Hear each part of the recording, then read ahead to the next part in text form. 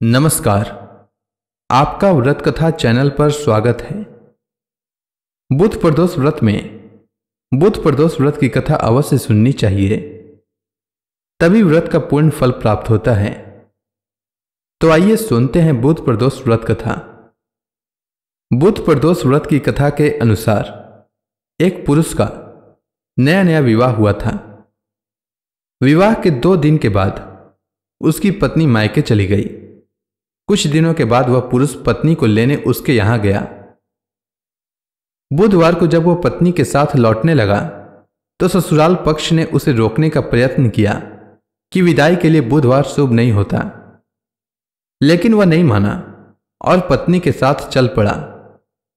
नगर के बाहर पहुंचने पर पत्नी को प्यास लगी। तब पुरुष लोटा लेकर पानी की तलाश में चल पड़ा। पत्नी एक पेड़ के नीचे बैठ गई। थोड़ी देर बाद पुरुष पानी लेकर जब लौटता है तब वह देखता है कि उसकी पत्नी किसी और के साथ हंस हंस कर बातें कर रही है और उसके लोटे से पानी पी रही है। उसको क्रोध आ गया। वह निकट पहुंचा तो उसके आश्चर्य का कोई ठिकाना न रहा, क्योंकि उस व्यक्ति की सूरत उसी की भांति थी। पत्नी भी सोच में पड़ गई। दोनों पुरुष झगड़ने लगे। भीड़ इकट्ठी हो गई। सिपाही आ गए। हम शकल आदमियों को देखकर वे सभी आश्चर्य में पड़ गए। उन्होंने स्त्री से पूछा कि तुम्हारा पति कौन है, तो वह भी बता नहीं पाई।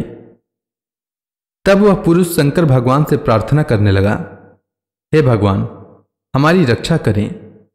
मुझसे बहुत बड़ी भूल हो गई कि मैंने सास ससुर की बातें न मानी और बुधवार को पत्नी को विदा करा लिया। मैं भविष्य में ऐसा कदापि नहीं करूंगा। जैसे ही उसकी प्रार्थना पूरी हुई, दूसरा पुरुष अंतर ध्यान हो गया। पति पत्नी सकुशल अपने घर पहुंच गए।